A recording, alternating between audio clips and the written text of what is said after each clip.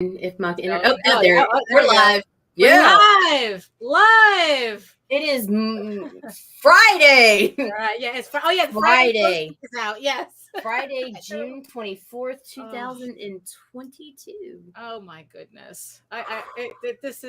This just gets harder and harder. It does. The dates just, It stands through the hourglass, Daphne. It's like I can't handle having a crisis of faith every time we do a vlog and you say the date. Oh my gosh! Throw this intro.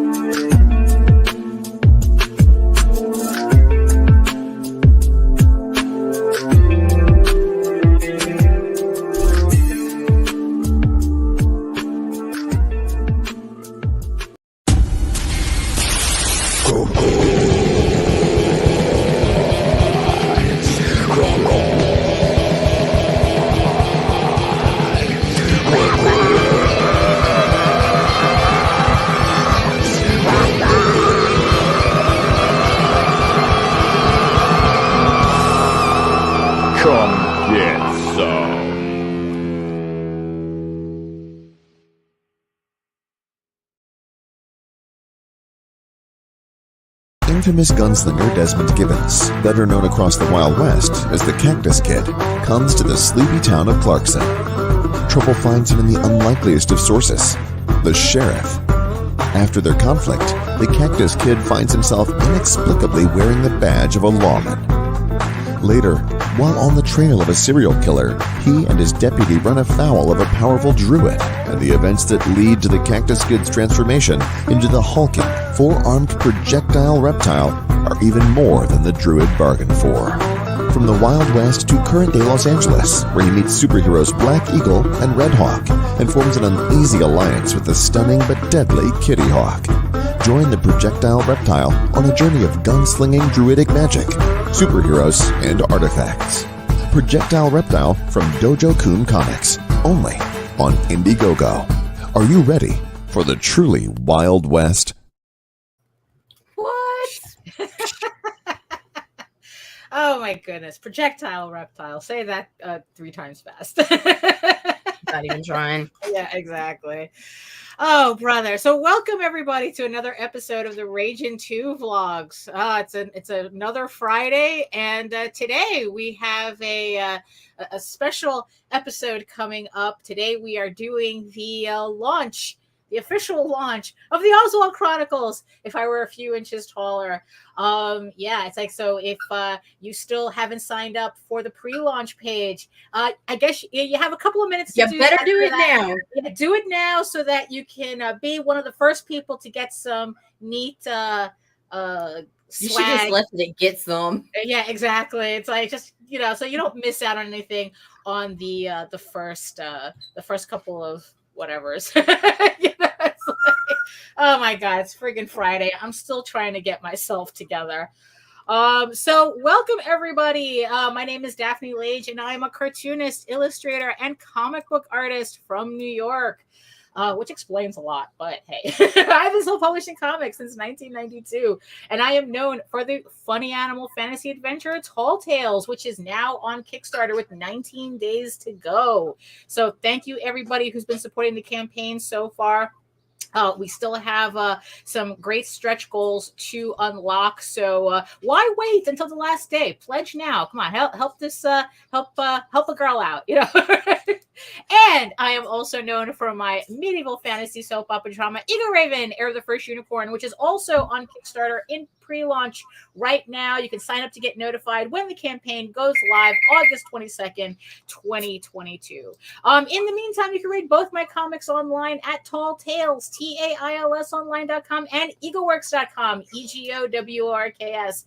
And you can check out all of my videos on how I make my comics on YouTube at my channel at Daphne Lage, Lage Art, which also simulcasts through the Ragin 2 network, which don't forget to like, subscribe, and do all the things that make the algorithm happy. So Nita, tell the peoples who you are. My name is Nita Lanning. I'm a writer, vlogger, blogger from Southeast Louisiana. And I'm the executive producer of the Ragin 2 Broadcast Network. Oh, very nice, very nice. So who's in the chat today? Let's say hi to everybody in the chat today, and the 7 mystery viewers who are watching us right now from regions beyond. Mike, Jimmy, and Pops Van Zant. Allison's here this morning. Good morning, very Allison. nice, and very nice. Jody McPhee. Oh, welcome, welcome everybody. Yes, and all you mystery viewers, come on over to YouTube. Facebook has been giving us a hard time, so come on over to YouTube.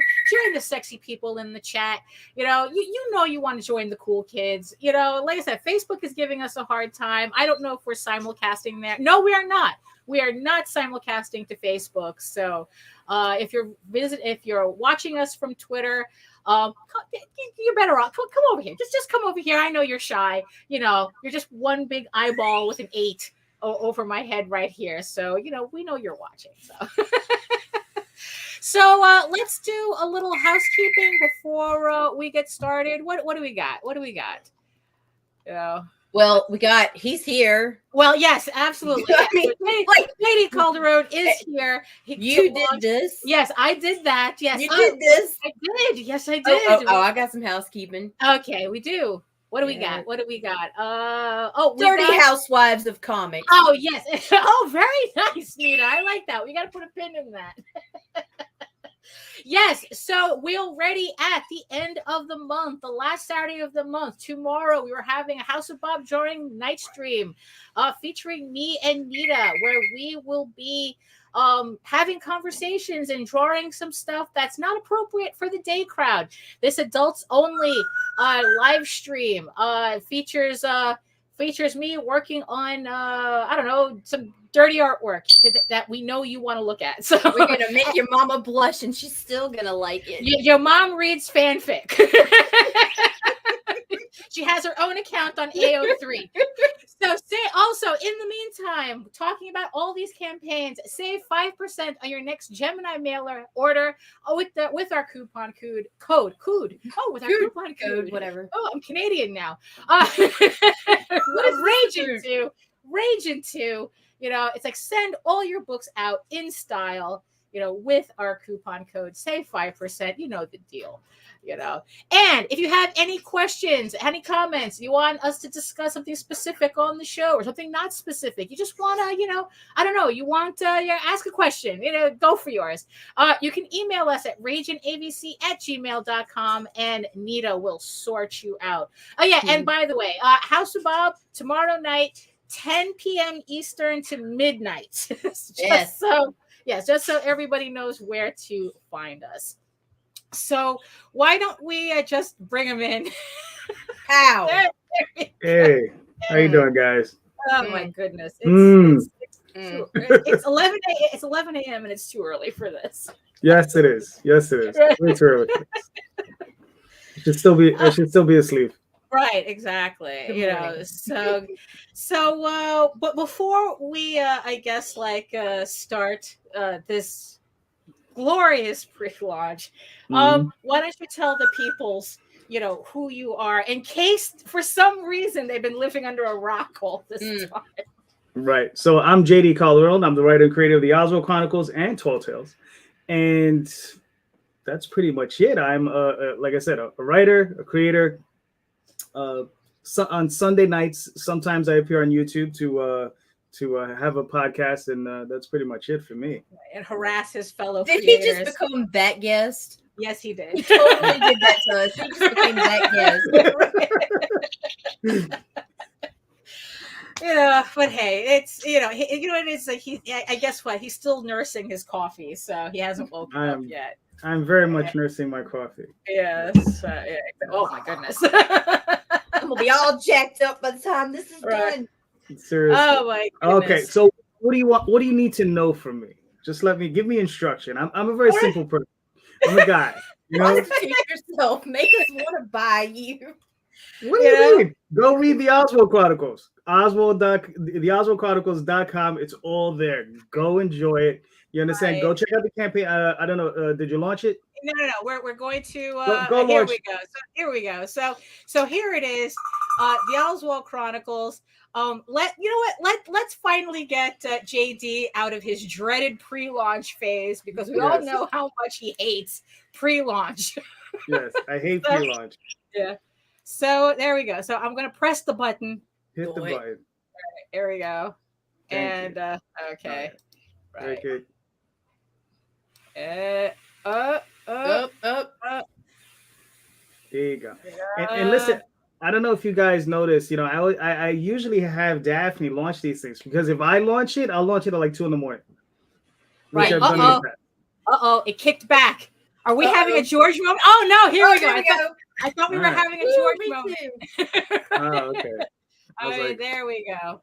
Yeah, there we go. I tend to check off all the little boxes whenever I can. So right, yeah. So here we are. The new Oswald. Hold on, let me just find myself here. In chat. There we go. So here we are, the new Oswald, which, by the way, I sent out the last of the Oswald rewards from the last campaign a couple of days ago. I still have to finish off a couple of sketch covers, and that's the last of it. So now you can support this new campaign with a clear conscience. So if you want to.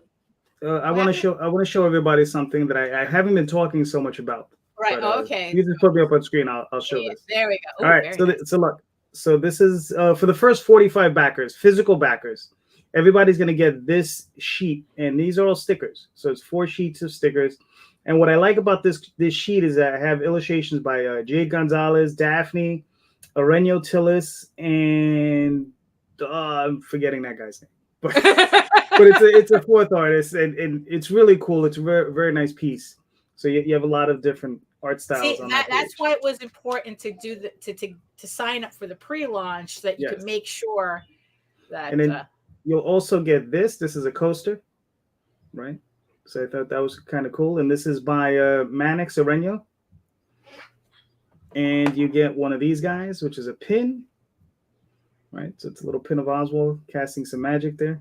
Oh, very nice. There you go. I like that one. Yep.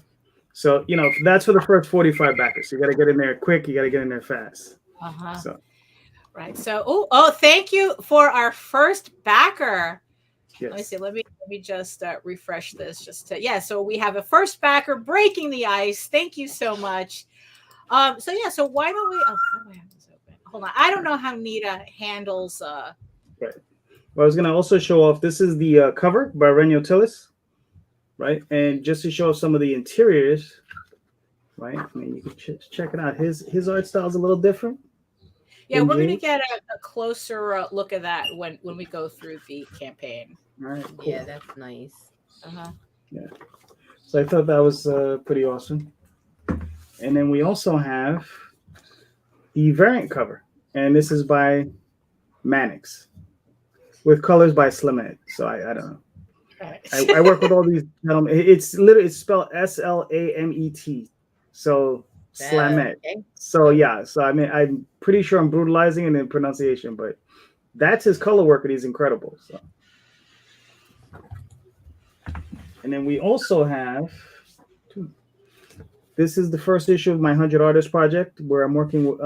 I will be doing my best to work with 100 different artists on Oswald. So, and they're going to be short stories. And this takes place during a period where he's in Dream, and he's an emperor, and you can see there he's and this is in full color. And I'm going to try to maintain the entire series in full color, which is going to be kind of cool. But they will be coming out very slowly. But the very first one is illustrated by Jade Gonzalez. She's the main series artist, so I thought it would be cool to start it off with her artwork. And then the second story, let's not give away too much here. The second story is illustrated by a different artist. His name is Dana. It's spelled Dhana. Prianga, which I'm pretty sure I'm brutalizing. But he did some excellent, color work here. And this is all his artwork. He penciled the ink that he colored it. So I thought this was really cool.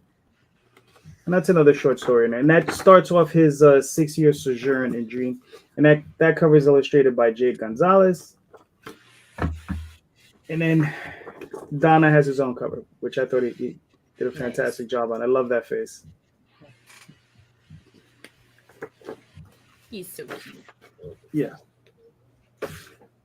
It's cute and kind of vicious all at the same time. Well, right. Yeah. So okay. Oh, so there we go. So we're at 2 backers already. So let me go ahead and play the video, just to I guess kind of give everybody a sense of what's going on. Hello, I wish I was a little bit taller. I wish I was a baller. I wish I had a girl who looked good. I would call her. No, that's not the video. I'm sorry. Okay. All right, hold on. Let me. This.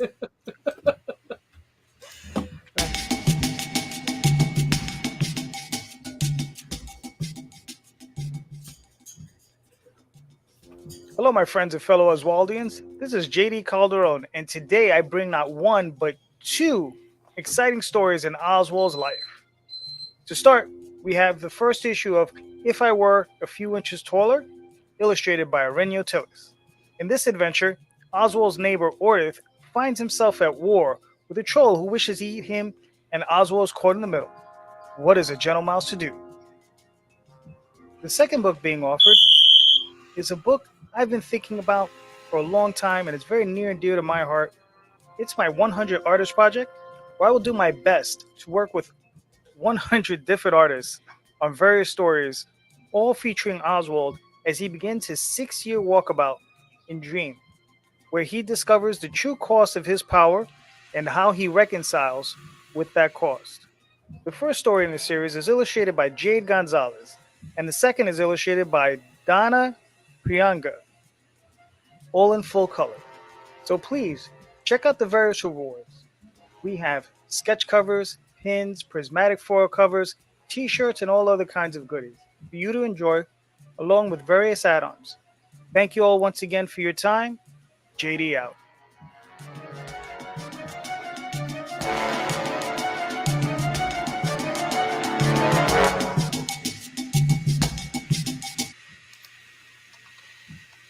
Yeah. There we go. So that video, I just finished it last night. because it's like, hey, it's not like you didn't have all this time to yeah.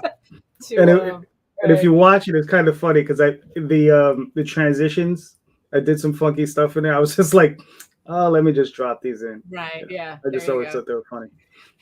So this is this is the first issue of a new miniseries. Okay. Well, what we have going on here is 2 things at the same time, right? Mm-hmm. So 2 great flavors. You know how that works, right? Right. Okay. So what we have is this one, which is what you have there, right? If I Was Just a Few Inches Taller. This is a 2-parter. So this is the first issue of a 2-part series.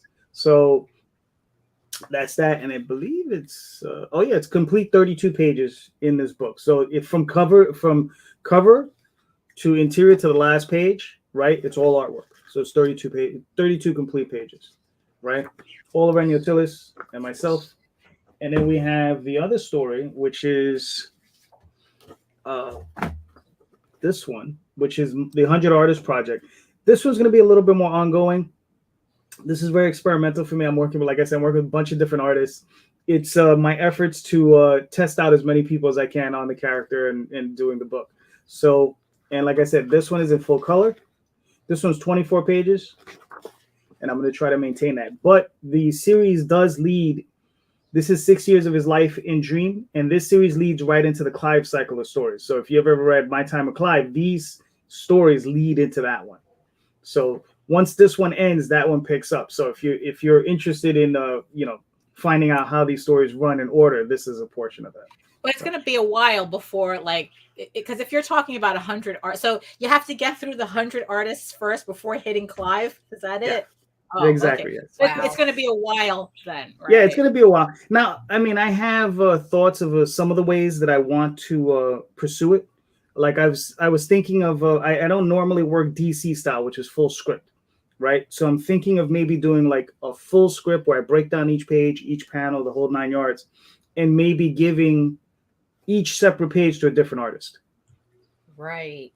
You know what I mean? So I could write 100-page story technically, and I can have each artist do just one page.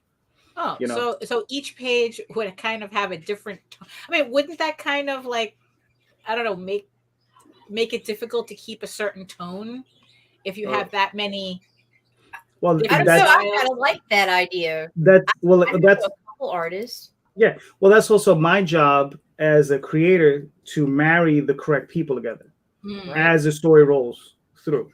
Right. I wouldn't, I wouldn't put like, I don't know, like John Byrne next to maybe a Bill Sienkiewicz. Right. If I had those options. I wish I did. I don't really think those guys on the table for me, but right. just to give a general, a look. Or I wouldn't put a Bruce Timm next to maybe a Neil Adams. Right. You know what I mean? You got to try to find people maybe a little bit closer and then work your way into it, because I think a transition would be cool.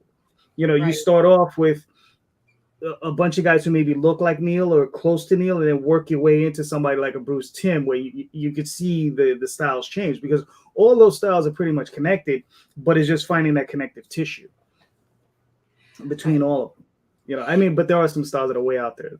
Right. Now so you say here that this is a reader-friendly adventure. So what does that?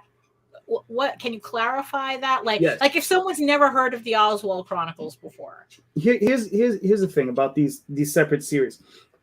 When I originally started the Oswald Chronicles, they were meant to be short stories, and they were meant to be short stories that were individual unto themselves. So you didn't need to read a before or after. Okay, and that's when I was writing prose. Now, transitioning over to comics is a little bit more difficult because you need more space, right?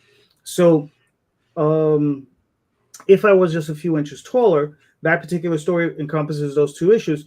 You really don't need to read what happened before or after to enjoy this story. It's a story in and of itself. You don't need anything beyond those two things. It's funny, in the video I say there's a troll that's coming after Ordith. Ordith is actually the troll. It's an ogre. This is why you're not supposed to do these things at 3 a.m, folks. Right. Yeah. Yeah. Also, this is an ogre that wants to make Smurf stew out of him, right? It's like... yes. He already, in the story, it's explained that he's already done it. He's already, yes, ambitious, insane, crazy, maybe not too bright, all those things, all in there, But you wouldn't be in comics otherwise. Exactly, and that's the thing. It's the fun in working with different people. Right, it's the fun in seeing those different expressions for what I'm creating, right? Because everybody brings something different. The way Mannix, on the right hand side, the way he draws is how you doing, Nathaniel? It is different than the way Aurelio draws him. Aurelio has, I think, some of the most awesome looks. He does some funny stuff with Oswald. Especially with his expressions. Yeah, you could probably do an entire flip book just on that. I could probably get them all together and just do a flip book just on Oswald's expressions, just the way Aurelio draws them is fantastic. Yeah. But like I was saying though, so these are just short stories. In the 100 Artist projects, it's in the story there's 2 short stories. So there's 2 separate stories, self-contained, and again, you don't need to read anything before to see what's going on, what's happening. I do tend to write, what happened before in the front of the book, so at least you have an idea of what's going on, leading into it. Now, So, you know, right now the thing. Now, was there a reason why you decided to mix these two books together as opposed to like doing like running multiple issues of the If I Was a Few Inches Taller and maybe like because how many issues is this particular story? that particular story is only 2 issues. So Okay. there's this campaign. There'll be eventually another campaign, which will have the second issue to the 100 Artist Project and the second issue to If I Was Just a Few Inches Taller. Right. So, But why did you do it that way as opposed to like running both issues, like having a complete story in one campaign? because that second issue is not lettered. Oh, it's not finished. This issue is finished. Okay. This issue is done. Right. It's complete. It's finished. It's lettered. Like I said, I have my proof copy. Right. Yes. Right. And this is completely lettered. Everything is in there that needs to be in there. That's all done. The second issue, though, I have to complete lettering. So that's why I didn't do it that way. The 100 Artist Project, I've been dying to release it for a while, and I've had it done for a minute. And it's funny because I just had this one reprinted. This is the proof, right? And I saw it, and I was horrified, and I had to go back and touch up practically every page with the lettering. I was just like, what the hell? Right. You know, which was good. Because it was been a long, it's been a long while since you lettered it, and now it's like you just learned. Yeah, it was the first time I was really looking at it, and sometimes I had lettered this a while ago, and I just started having like a standardized template that I use for all of my pages now. So that's important. So at least everything's consistent. Yeah. And here's something I wanted to show everybody. Okay. Well, this is on here. So that's just an illustration by an artist named Booyah on that I got from DeviantArt. I just like it because it's just funny looking because it's just a really, really different look for Oswald. And that's what I mean is like, just trying to find. It's like a fat little hamster in that one. Yeah, he does. I've got a few of those interpretations. It's kind of funny to see it. I try to explain to people, no, he's probably a little bit more physically fit. Certainly more physically fit than the author. So, don't don't look at me and put that on my poor character. So. Now, with like Nana, you had said that with the 100 Artist Projects, that this is kind of like it's a way for you to work with all these different artists while at the same time kind of testing them. Is that? Yeah, that's one of the things that I'm constantly doing. Is that like, okay, because I've explained this before, but it doesn't hurt to go back into it. The project is it's a little bit large, right? I'm already about 1,600 pages into it, probably 1,700 by this point. I don't even know. But what I'm doing is I'm constantly looking for new artists. So what I do is I meet them, I hook up with them, and I start to maybe get a pin up, maybe a cover, see how that works out, and then I'll ask them to do a short story. And then, if I have the funds, maybe I'll carry forward and I'll hire them to do, something longer. So, and that's what happened with Arenya. And that process took, 3 years. So, it took me 3 years to get to a point where I was willing to commit to be like, okay, here's a longer script. So I'm working with him, and that's been really cool. So what's the hardest part about like trying to find an artist for your project? Because that's always the lament, right? It's like, how do I find an artist? How do I find an artist? Right. There's always the issues of capitalization, right? Do I have the capital to finance it? That's always an issue, right? Being a small press publisher, that's why these Kickstarters are important. That's why it's also important to try to keep growing them, right? So we want to get to that next level so that I can keep hiring artists. Just to let everybody know, like this particular project, it just might as well be a nonprofit because I make no profit. Everything I get back goes right back to the artist. You understand? I don't have a problem with that. I work a day job. I enjoy my coworkers thoroughly. I love hanging out with them, doing the job, and that's what I do during the day so that I can do this at night. And this is the sort of thing that I really enjoy. So yeah, that capitalization is the first one. The other one is finding an artist who can interpret and capture the character. You understand? So it's important to try to find people because I've had at least 2 or 3, I think it might have been 3, big artists that I met at conventions who I've tried, I said, listen, you do it, they would do a convention sketch or whatever illustration. It charge 30, 40, 50, whatever the cost is. And you see a couple of them go into a panic attack practically when they see it's a mouse, they can draw Superman, they can draw Wonder Woman, they can draw all these various characters in tight suits just fine. But when you ask them to draw a mouse, they freak out. They're like, oh my goodness, how's that even possible? How can I do that? So it's just one of those things, finding someone who can capture the character's likeness.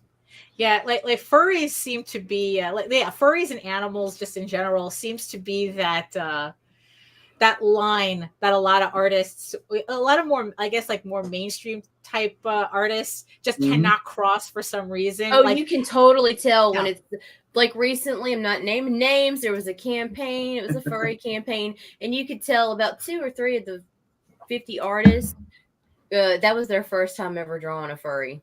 Right. Yeah. Right. Yeah. It really, like, there's particular things that they just cannot understand how it works. Yeah. I mean, when I'm looking for someone, what I'm typically looking, and I'm looking through their portfolio, what I do is I'm looking for someone who draws a lot of monsters, right? So people illustrators who can primarily draw like a lot of monsters, and not, like werewolves are good, big cats, that sort of thing. Once you see they can draw a lot of monsters, they're like, okay. And then you can see a lot of creatures. Then you could probably tell it says, okay, this person could probably take on the project, or you take on the character without a lot of problem. But when you just see someone who just draws like straight ladies, right? Like you see their portfolio, it's just women. I mean, I've seen portfolios like that, it's just women. And don't get me wrong, women are fantastic, but yes, but it doesn't suit my purpose. Right. I mean, it's like if it's just a portfolio of a bunch of different butts with different shines on them, you kind of think, I don't think this might work out. Exactly. Yes. So yeah, that happens all the time. And then, or if you just find someone just does superheroes, right? That's all they're drawing. They're just drawing superheroes from end to end. You're like, there's not really that big, that gap just isn't there. And then, and then it's rare to see them lean into fantasy on top of that, Right. So, and then it's like what? And then the next hurdle is at whether they can do sequentials or not, right? I tend to just focus on people who are already doing sequentials. So I tend to just focus on those people. I don't try to convert like just straight up illustrators into sequential artists. I'm like, that's literally. No, strongly encourage it. Yeah, definitely. But it's you got one in panic mode here that feels like it has to do sequential art in like 6 months. Oh, yeah, well, I mean, look, people got to grow into it. It's a lot of practice. It takes a long time. A lot of practice. They'll tell you that you have 1,000 bad pages in you, right? So it takes a long time to get those 1,000 bad pages out of you. I don't necessarily think it's 1,000 bad pages, but it's probably 1,000 layouts and illustrations and that sort of thing. You just got to really dedicate yourself. It takes a long time, when Daphne and I were starting out, right? When of bad pages. Right. When the earth was still young. Dinosaurs roamed the earth. Exactly. When we started out, nobody told us, right, that you're starting out now and you might be good. Because everybody, Daphne was good, Matthew was good, our other friends that we work with, Zach, all these other guys, they were all good. But nobody tells you that you're not going to be really good until you're in your mid-30s. Right, yeah. And they don't tell you you're not going to be like excellent until you hit your mid-40s. Yeah. Right? So nobody tells you that stuff. They say, look, you're in your nascent stage, you're growing, right? And nobody tells you that it takes time, it takes experience, it takes a lot of hard work, to constantly grow and to constantly do this stuff. You see a guy like Lee Weeks, right, who's a famous illustrator I think he's working at DC now. But you see his early stuff. It was good, but you compare that, you see the stuff from his 90s and you see the stuff to now, and you'll see like, wow, he has grown by leaps and bounds. So that happens a great deal. So yeah. So when you were like putting together all these artists, did you end up like intentionally looking for artists who can draw almost a manga style, or is that just how it ended up? That is fate kicking me in the teeth. Oh, Yes, because I mean, as you remember, probably few people, very few people know. When I started out, I worked with an artist named Matt Lunsford. Matt Lunsford was pure anime. I mean, he loved anime, he loved, and not even so much manga, but just anime, right? So I remember having a conversation with him. Oh, I don't know, 30 years ago, and I was like, Matt, we're like God knows how many miles, 7,000 billion miles away from Japan. Nobody's interested in this stuff, and you got to literally conform. You got to change your stuff. You got to be a little bit more like Marvel. stop trying that anime crap. Pretty much, right? It was pretty much that. And This is probably the most manga-esque story that you've done so far. yeah, Like I still think that you should format this book in like a manga size, just to get the kids, because Mhm. the kids are they all about the mangoes, right? They're not about reading about they're not about reading any mainstream comics or something. I don't know, whatever the nonsense is that's going on right now. yeah. I mean, So is there like do you kind of like have that I like plan to like reformat the book so that it fits in a more manga style, like manga format to kind of attract that that readership? mhm. The way I look at it is everything's on the table, right? So eventually, I'd love to see this in color, right? Eventually, yeah, a little digest size. Yeah, That come on, that man. would that would be awesome as well. That would be tight. Yeah, but like I said, everything's on the table as far as I'm concerned. Because I mean, Daphne, as you know, I'm a huge fan of the Peonies, right? Right. Where the Peonies, ElfQuest is like, all lines go to ElfQuest. All roads lead to ElfQuest. right? Those two, Richard and Wendy, or Wendy and Richard, however you want to put it, what they've done with their property. I mean, I remember buying those titles when I was like 13 years old, right? And that's a long time ago, right? And they'd already been producing those books probably for 4 or 5 years before that, and they kept that property alive through various publishers, through various formats, magazine size, comic size, digests, trade paperbacks, omnibuses, hardcovers, soft, whatever format you could think of, they had it in it. They did it. So that for me, that's huge inspiration. It's just like always keep the work in print, right, and do it as in many ways as you can possibly do it, because you're always going to meet new fans. You're always going to meet somebody with a different preference. I prefer hardcovers, right? You got other people who prefer trade paperbacks. You got other people who prefer digital, right? So it just depends on what you're looking for. I mean, like I said, I'm very open as to far as like formatting and finishing and all that stuff. I'm open to all of it. Right. But like I said, one day eventually in color. I'd love to see it in color.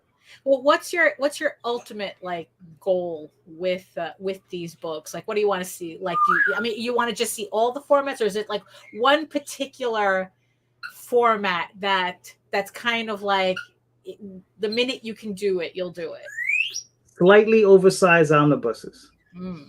So it's like I love the way Marvel does it. They're a little, maybe an inch and a half taller than your standard comic, a little bit wider, obviously, and it's nice and beefy, about that thick, 400 or 500 pages per book. Sometimes 1,000, depends on the book, and in full color. So that's my ultimate goal for the whole series. God, Right. I'm so triggered right now. You're so triggered? Why?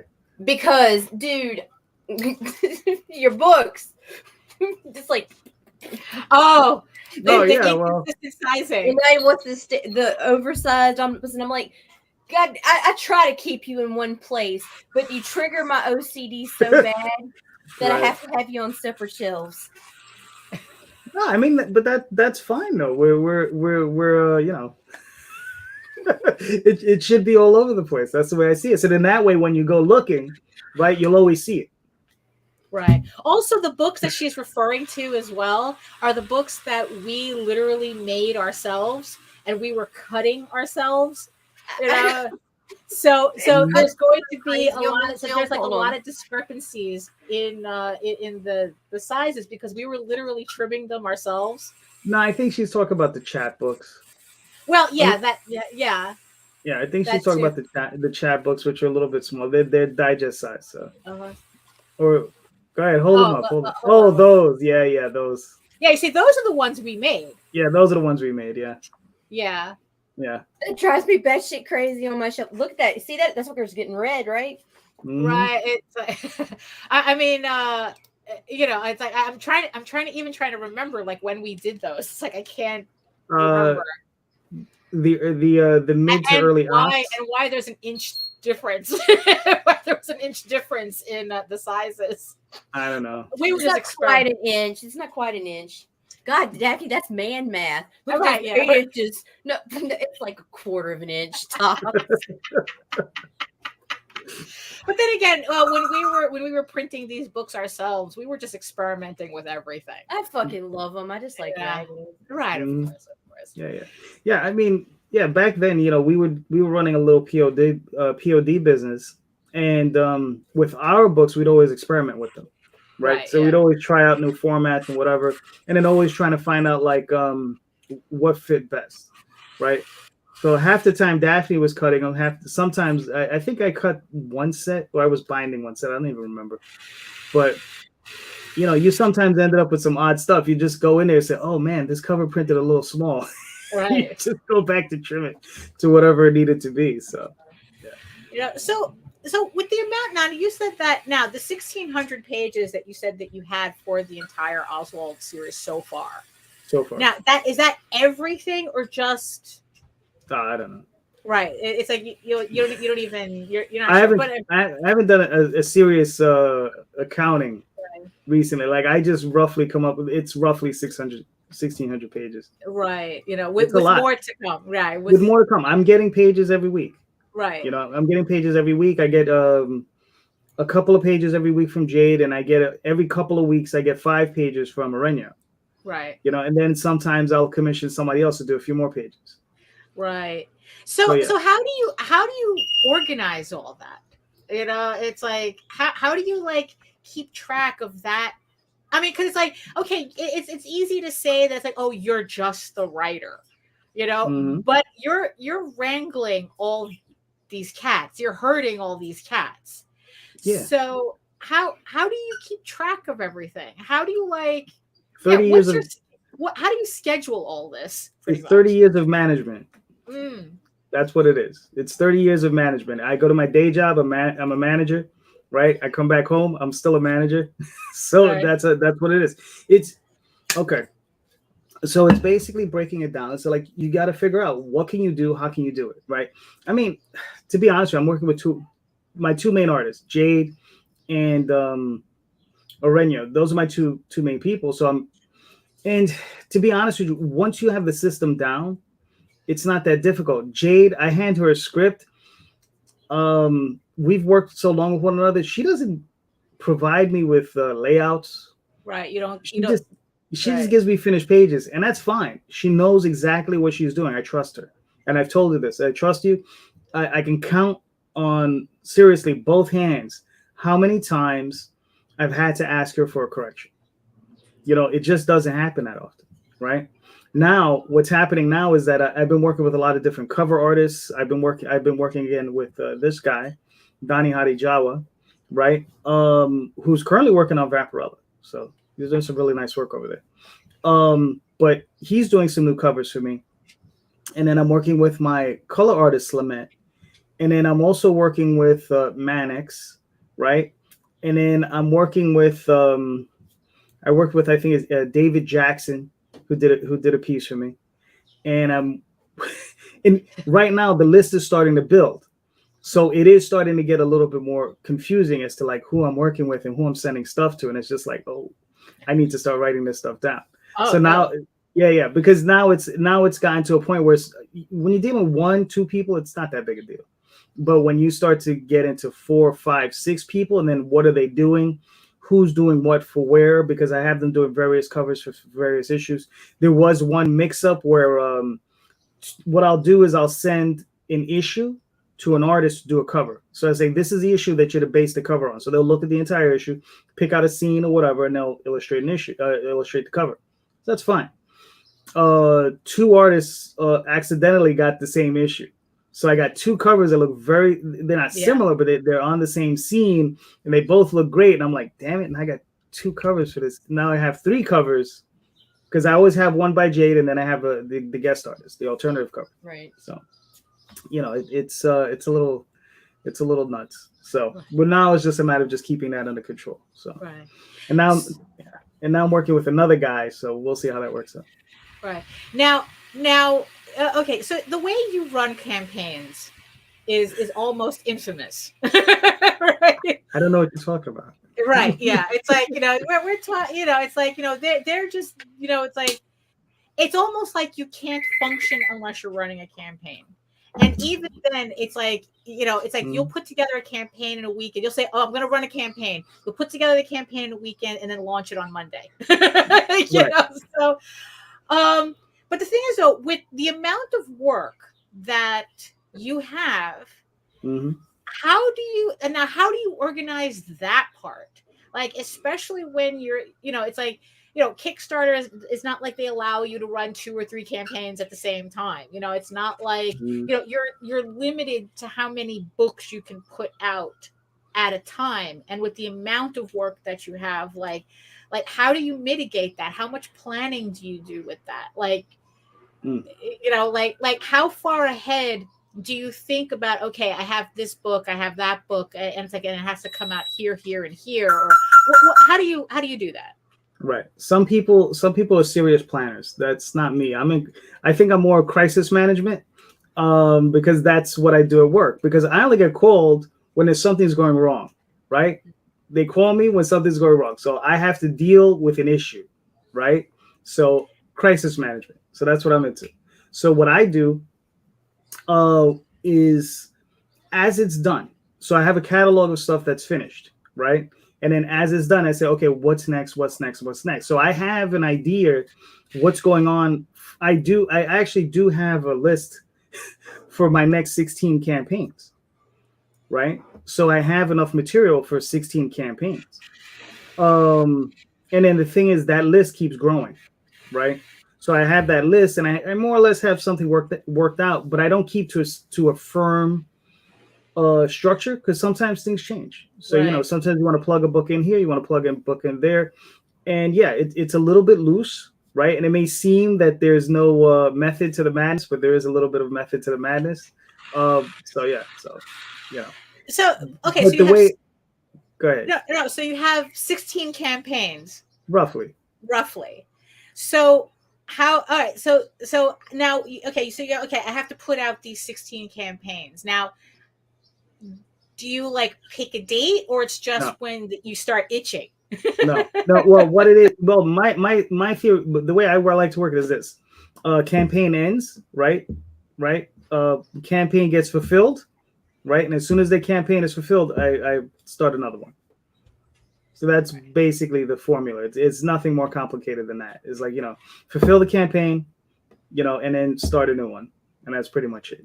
The way I look at it is like this: we're comic people.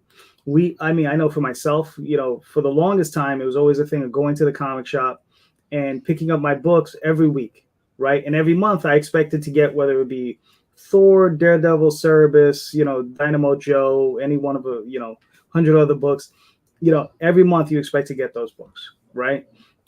Kickstarter, it's not exactly monthly, but sometimes bi-monthly, sometimes quarterly. And I think people like those rhythms, right? So people like to get into that rhythm of buying those books. I think the very small community that I've developed, thank you guys, love you. Those people that are constantly there, they understand that. They understand that I'm looking to produce. I have a lot of work that I'm putting out, and that I'm going to be putting out rapidly, at least a little bit more rapid than some other people. And it's consistently the same thing. The only 2 projects I'm working on is Tall Tales and the Oswald Chronicles. So they understand that they're going to, at least get, 6 issues a year, sometimes 8 issues a year. And I think that's what people want. I think people want it because they keep buying it. Thank you. Right. Love you guys. Well, that is the idea, to build an audience that's always there, regardless of how many campaigns Right. that. Now, so do you only think about your campaigns as just the next one, or do you kind of like look ahead, like, because you have this list, but it doesn't sound like you really schedule like your 16 campaigns, like you're not looking at a calendar, or something. No, I don't. No, like I said, I'm just going as I feel my way through. I'm literally feeling my way through. I mean, the schedule thing would be nice, but here's the problem with the schedule. Once you dedicate yourself to a schedule, it becomes hard to break the schedule. Right? Yeah. And that's good. And what happens when you do? It causes you to stress out. Yeah. Yep. Stress the fuck out. Yep. It causes you because yes. I certainly had that issue yesterday. Exactly. So sometimes I prefer it a little bit more freeform. Right. So here's something I'm planning on doing. Right. I put out. I'm currently working on. Hold on. What is this? She is the best parts of me. Right. That's a story that I wrote a while ago. It was part of the Star Trimmer stories, one of the prose books that I released. Some people may be familiar with it if you've read it. I got Jade Gonzalez. She's working on it now, and it's gonna be. I'm putting it out as a comic book. Right. So, and that's the thing. A lot of these things go cross. So, there'll be prose, and then turn into comics. Sometimes they're prose and then they turn, they go in the opposite direction. Sometimes they're comics and they get turned into prose. So sometimes I'll reverse engineer in either direction. So it just depends what mood strikes me. But she drew the first page, the first splash page looked incredible. And I had Slimette color. I said, I just wanted to see. So what I'm probably going to be doing is, as she's producing him, I'll sending him one page at a time. So it's probably going to take a while because he can only do about one page a week for me. So it's going to be a minute. But what I'm going to be doing is I'm going to probably put up a landing page for that particular story. And through that course, I'll be releasing each page unlettered, just up for everybody to see, and to sign up for that campaign. And that campaign will not be released until I have all of the artwork in the house, and I have her cover plus at least one alternative cover to be released. So we're talking about a 6-month process, maybe, before we have the entire thing. So that's me trying to think a little bit outside that box, right? So that in that particular instance, I'll be building an audience, hopefully for that book in color. So we'll see what happens with that one. Right. So pretty much the advice that you, so to kind of like sum up your advice about, don't plan too far ahead, Well, plan. Look, we all like to see beyond our noses, right? But sometimes it is hard to not see beyond that, right? So what you want to do is make your goals small, right? Make them achievable, make them, so that you can do them, right? I didn't get to 1,600 pages by accident. Future. What? In the foreseeable future. Yes, in the foreseeable future, yes. I didn't get to 1,600 pages doesn't happen by accident, right? That's something I worked at, and it took a long time. I worked with Jade, I don't know if it's 10 or 12 years now, who knows, right? But I've been with her for a minute. Same thing with Daphne and I. I mean, we've been working on Tall Tales forever. Right? Those issues, that's not an accident. We just kept working at it. But we set small goals. It's always one issue at a time. Mm-hmm. Right? So you set that one issue goal, and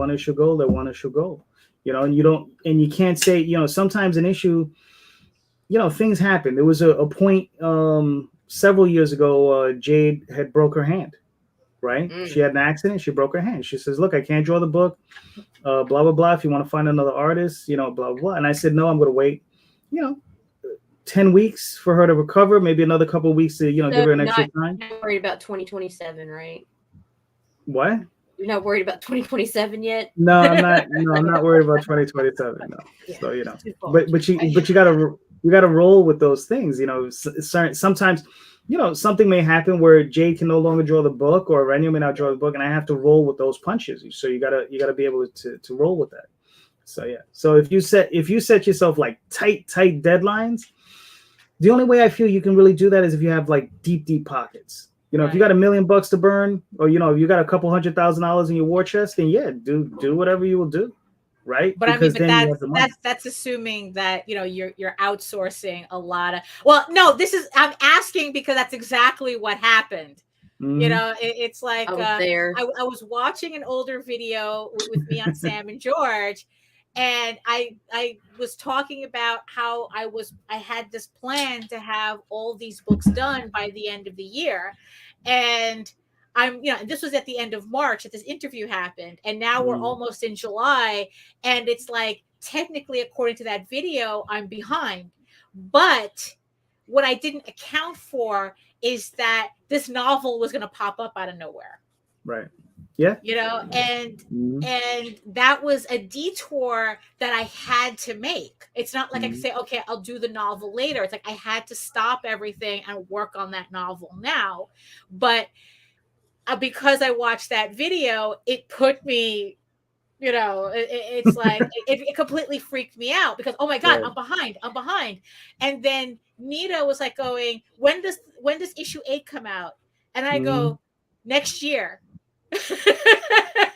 And she goes, you're worried about about finishing a book that comes out next year.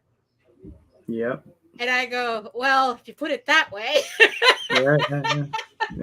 So I mean, exactly. Not just next year, because next year could be a few months away. 13 months from now. Yeah. You're 13. That's future Daphne's problem. Yeah. It's like I'm Focus still now. I mean, it's like so so looking over what I have now, I'm still ahead of the game. I just freaked myself out because I wasn't as ahead as I wanted to be. You freaked yourself out because you looked back. What's our rule? Exactly. Don't look back. We're not running that way. You know, exactly. You know, the number one first rule of marathon running: don't look back. You're not. That's not the direction you're going. Shit before you start. Yeah. That too. There you go. I mean, like I said, it's always a thing about moving forward. So it's like. Right. Yeah, it's gotten to a point where it's like I could look over on my shelf and there's a big pile of comic books over that I've created. And this is, I don't know, just a drop in the bucket as far as I'm concerned. There's a lot more to go through. You know, these stories are long and they need to get done. So. You know, but the thing is though, so why is it that because you know when I started doing the novel, I took it as a continuation of my comic book work. Continuing that story just in a different format, but you're switching back and forth. You have a lot of these stories done as prose, but you're converting them to comics. Yes. So what's that decision like? Why not just keep it in prose and and sprucing those up to add to the story instead of kind of treading the same road? Well, the truth to be told is that some people like reading comics and some people like reading prose. And sometimes those streams sometimes don't cross. So they want to read the story, but they don't necessarily want to read a prose book, right? And some people want to read a prose book and they don't really want to read a comic book, right? So sometimes you have both. So it's one of those weird things. So you're Bob. And also, gotcha. What happened? Bob Bookule. That's our name. Oh, you're by Bookule. There you go. But it's also sometimes I like to write in prose just to stretch that muscle because it's like, I write so many comic books. Once in a while, I want to do something a little different, so I'll write in prose. So that's what happened with the with the what is that the Star Trimmer Tales. I just wanted to write that particular set of stories in prose first, and then I said I would just translate them over. Right. And basically that's what happened. Originally, I wasn't even planning on to translate them over. It's just that they ended up becoming such a large part of his mythos that I was like, I'm gonna have to translate these over, because it explains a great deal of what happens to him in Dream.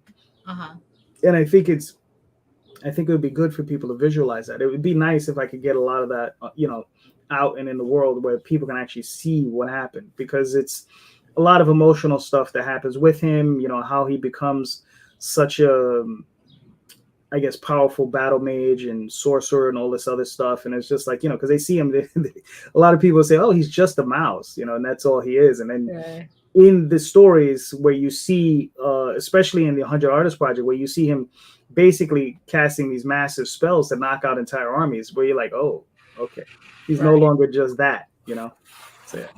So the prose stories though, so once you do them as comics, is that like kind of it for the prose? Like it just like the prose is just set aside, or is that something that it's like I told you, it's like everything's on the table. Like I have to eventually remaster all of my old prose. I have a lot of it. I have to go back, remaster, do a heavy pass and another edit on everything. Pass it on to Steve so he can kick me in the nuts again. Right. And and just re-release them. And in order. Right. So are we talking about like there could possibly be like two parallel Oswalds, one in prose and one in comics? Yes, definitely. At some point, what I wanted to do at some point was just to have both. So I wanted to have the entire series in prose, which may happen, right, and the entire series as well in comic format. And what you could go back is see the differences between the two. If you read My First Day as a prose story, and you read the comic, you're going to see differences, right? Because I get a little bit more into his head in the prose, whereas that's kind of pulled back to let the visuals speak for themselves, right? In the comic. So and that's where I guess that's where the real issues come in, right? Is just with the prose, you can get a little bit more into characters' heads. Yeah. There's the story that Aurelio's currently working on. I had to pull out probably 10 pages worth of prose from that comic. So I was like, okay, this entire section has to come out because it doesn't serve the story, right? Right, yeah. Whereas actually, it wasn't even 10 pages. It would probably come out to 10 pages as comic book pages. It was only like a page in the prose, and it was just a bar scene. Everybody's talking and having a good time. Whereas it didn't really serve the purpose of the story as a comic book, right? Because that real estate is very expensive. So you got to, whereas in prose, you could do a page, boom, you're done, and it's nothing. Right. But in comics, that could be 10 pages. Right. So, and depending on what you're laying out per page, right, where you're talking literally, real estate is expensive. Right. Exactly. Yeah. And when you do an Oswald story, which kind of get prioritized? Do you actually think about an Oswald story as to how it would appear as a comic, or is it kind of like, this is what I feel like doing it as prose, or I feel like doing it as a comic? Like, is there like an actual consideration as to how you're going to move forward with it? Like is there an Oswald story that's like, oh, this has to stay prose? I can't translate that. I have a few of them because there's it's not so much I can't translate them, but it's like they sometimes don't make as much sense visually. Right? So it's like, this story is like a lot of headspace, right? So it's a lot of it's just a lot of head garbage going on. So you just got them talking and whatever, and it makes sense as a prose story. Whereas as a comic book, do you want to have that many talking heads? You have 30 pages of talking heads. It just doesn't make any sense to do it that way. Right. So it's like, so what do you plan on doing with those stories since you can't they don't make sense as a comic, I guess. Right. I mean, those stories tend to be like the ones that don't have as much emphasis on the mythos. Because again, when I first started Oswald, he was supposed to be a narrator and telling other people's stories. Whereas, and some of those stories are that. So it's him telling other people's stories. They don't play as big of a heavy part in his story. So, yeah. So they'll stay prose. Right, those are stay. But I mean, but eventually you'll put them out, and would you do a campaign that's kind of like a mix of both, or like would like the prose be like an add-on or something? Maybe as an add-on. I may even I was thinking of doing a couple of prose campaigns just on their own, just them being prose, right? Just to see how that works out, because I have one of the characters in the series, Loughran. I've written a novel on him. And, one day I would like to, again, remaster it, put it back out, and then just see how that does, as a campaign. And it would just be just that on its own. So. Right. So Nita, are you still there, or I should buy a little bit more time until she comes back. So, well, let's check on the campaign. So there we go. So I like to thank the 15 backers so far who have joined us at $465 so far out of a $2,000 goal. But we have 23 days to go on this campaign. So if you're just joining us, at least watch the beginning on the replay. But this is the new campaign from JD Calderon for another Oswald series, If I Was Just a Few Inches Taller, and also the first issue of the 100 Artists Project. So you're getting 2 Oswald stories in one campaign. So I guess it's. Would you consider this like a good starting off point, or you have add-ons that people can get to kind of get the whole story? They're all good they're all good jumping off points, because they're, like I said, the stories are self-contained for the most part. Like I said, there's a 2-parter, and that story is self-contained, and then the 100 Artists, those are all short stories, so they're all self-contained. So I think it is a really good portion to jump on. And it will also there are also add-ons. The trade paperback for the first story is actually on this, and there are levels where you can get the entire series. If you feel a lot of, including like the prose stuff as well. I think. Yes, it includes all of the comic books and the prose and anything I have still in stock. There's a level where it's called the ultimate book level. If you want to, if you're feeling adventurous, I mail out a huge stack like this. It's not listed there, but I tend to also give away a T-shirt with everyone. So right. Oh, here we go. The ultimate. Level. Yeah, here we go. The ultimate book level. Yeah, and that's all physical rewards. Right. So this is all comics. This is all prose books. This is all the short stories. This is, and then it's like, oh, you get an enamel pin. It's like, and you get like everything in the kitchen sink thrown in on that one. Right. So there we go. So we're just a little past the hour. So I'd like to thank JD for waking up early for us. Yeah, for waking up early for us. Thank you guys for having me and for allowing me to intrude on your hour. Right. Yeah, exactly. I mean, no, you're never intruding, sir. You're the one that refuses to take the keys to the house. That's it. So I'd like to thank everybody in the chat for keeping it jumping there. I'd like to thank our 5 mystery viewers. I'd like to think that the 3 from the 8 this morning, from the start of the show, came over and are in the chat right now. So, but we like to thank you for sticking with us in this hour, and hope that you will check out the campaign. Yes, and that's the thing too. It's like technically JD has 2 campaigns, because he has the Oswald Chronicles, and he's also the writer of Tall Tales, which is also on Kickstarter as well. That's right. It's like the series that started it all. So yes, exactly. So you can check out both campaigns on Kickstarter right now. I think Tall Tales has 19 days left to go. We're a little halfway towards the 4K goal, which unlocks all the stretch goals and a special metal bookmark that I announced the other day. So there you go. So you have 2 campaigns, 2 different books, types of books, whatever you're into, we have it for you. So tell the people where they can find you. You can find me on. Okay, so you can find me on Facebook, Twitter, DeviantArt, and YouTube under JD Calderon. You can find me also under theoswaldchronicles.com, talltalesonline.com. And that's pretty much it. If you need to reach me, you can reach me out, DM me through any of those things. I also have a Sunday podcast show that I regularly run called Indie Comics Explained, where I have usually a panel of guests on, and we all talk about indie comics and various things. So I think this weekend we're going to be helping one of the guests hopefully triage his campaign so he can get accepted on the Kickstarter. So that'll be interesting. Right. Yeah, exactly. Yeah, because we're being joined by Ray Felix, who had his campaign rejected by Kickstarter, and we're going to see if we can figure out, how to fix that. Was there clit or tits? No.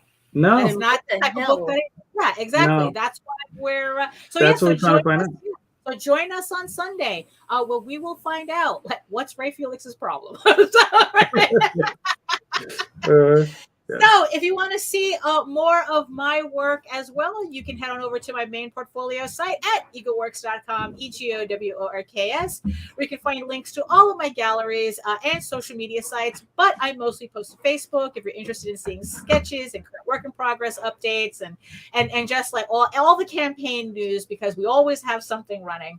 And also you can check out my semi-weekly live streams as well on my back catalog of videos on how I do my work on YouTube at my channel at Daphne Lage Art, which also simulcasts through the Ragin 2 In the network. show notes. Everything's in the show notes. You guys know it's like in the chat, in the show notes. All the links are there. So Nita, any last words and you know any final where can they find you? You know. Creating chaos 24/7. Google me, and if you heard the rumors, they're probably true. So thank you again, everybody, for joining us. And in the immortal words of I don't know whoever the many philosophers, important philosophers that I grabbed this knowledge from. Eat your food, moisturize, mind your business, and do the work, because when you actually do the work, you never have to fake your accomplishments. So we'll see you again on Sunday night. Join me and JD. Maybe we can get Nita involved as well. Look, hit the subscribe button, hit the notification bell, get notified every time we go live, and never miss a show. And we have a lot of shows going on. So on that note, thank you for joining us on this Friday, and we'll see you next time. Bye. Bye.